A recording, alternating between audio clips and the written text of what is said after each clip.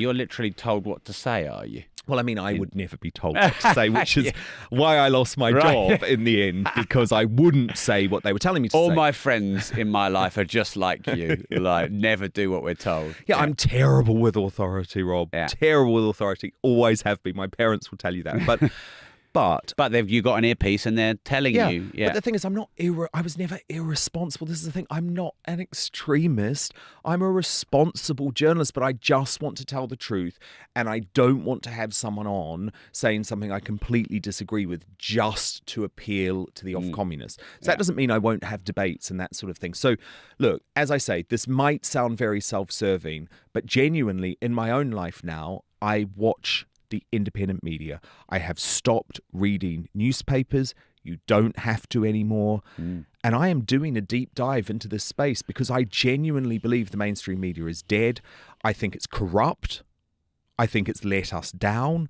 I think it lies to us on a daily basis. And the mainstream media has changed. And I mean, I'm sorry, come on.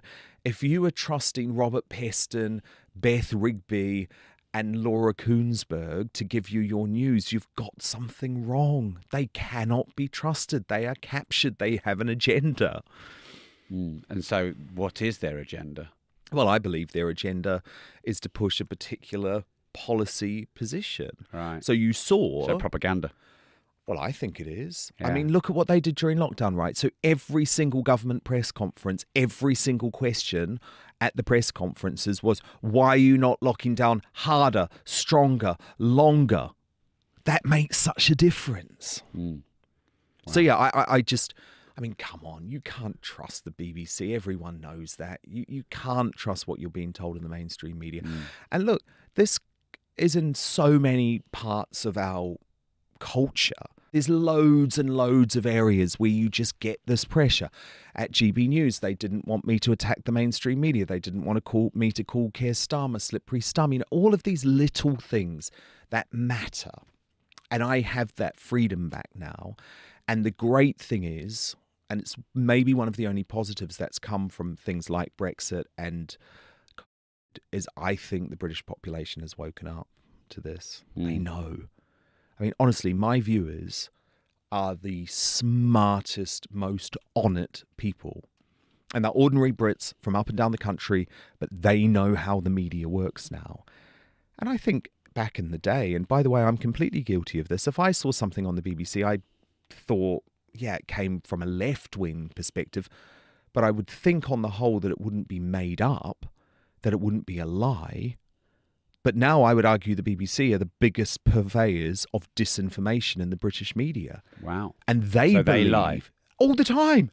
And then they run this BBC Verify service trying to say that other people lie. They should be looking into themselves.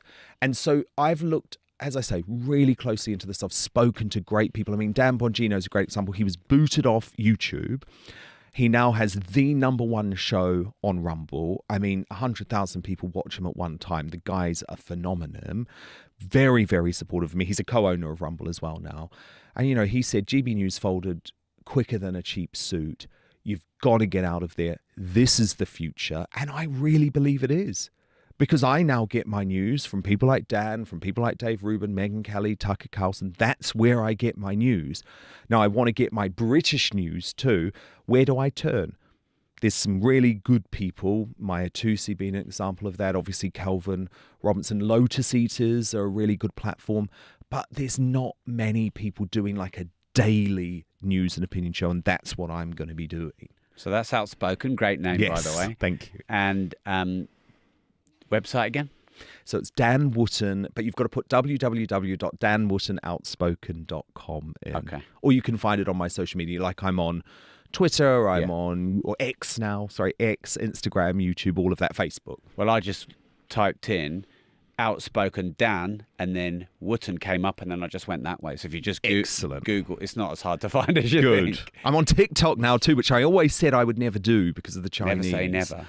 But yeah, I've got to promote this thing. I've got to get out there. Yeah, I'm a bit torn on that one. Yeah. Because I don't like the Chinese knowing everything about me. I don't trust them. yeah, and also just there's a lot of nonsense on there that's distracting people away from real life. But it's a great. But that's social media full stop, isn't it? Well, true, and I try and change that by putting useful information out there. So I get the paradox of, wait a minute, I can use it as a channel to promote and hopefully push good stuff out there, but at the same time. Well, look, the biggest challenge that we've all got, and obviously you've been an incredible success, but I imagine you still want more and more people to know that you're there. Of course. Because once they know that you're there and they're watching your interviews like I do, you now come up in my YouTube algorithm. So you've got it. You're absolutely fine. I've subscribed. But it's about getting people to that point, isn't it? But I do think now, I mean, do you know YouTube is now the #1 search engine in the UK? It's actually overtaken Google. Yes. So there's a real change in the media. Google own YouTube. Of course, of course. Yeah. So it's not plurality, No. it's not that. But I think what it's showing is that people are starting to come to the internet to watch information on video in a way that they previously would rely on the television or would rely on newspapers. So, look, I think TV and newspapers are dead. I mean, as I say, they're on their deathbed. They've got a couple more years left of fighting them. You're right. As a result, they'll shriek louder. They'll call for government intervention. I mean, the government literally kept them in business over the period. But what I would say is just be wary. Like, there are still some really good people, for example, at GB News. You know, you've got Nigel Farage, you've got Bev Turner, you've got Nana Acquare. You know, these are people who I have huge respect for. They're good, honest journalists. But just be careful, because you're going to get more about what they really think on X than you are on GB News, because they're under so much pressure. I mean, the off-communists have literally said they'll give them a statutory punishment if there's another mistake. Well, that can mean either fining them hundreds of thousands of pounds or potentially taking away their license, literally taking them off air. I'm a big fan of decentralization, whether it's media or money. Yeah. I'm a big fan. I think centralization is dangerous. Totally. I mean, I guess the thing that's hard, though, isn't it? It's about monetization, because times are tough.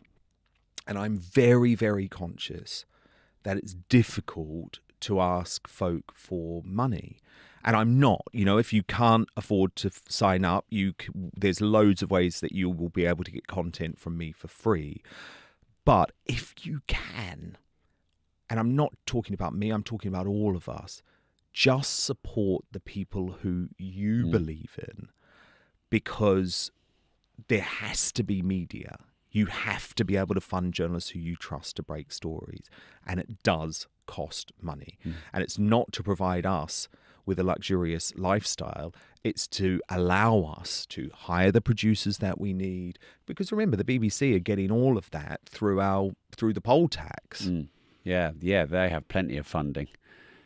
People don't realise actually being a creator what it costs. Yeah, exactly. Like, I just want to cover my costs, and that's why I've personally set the limit at £5 a month if people can afford to pay that. But of course, as I say, the show will be free. There'll be lots of content out there. But what I'm trying to do now is build a much closer personal relationship with my audience. I always loved that. You know, I loved hosting events.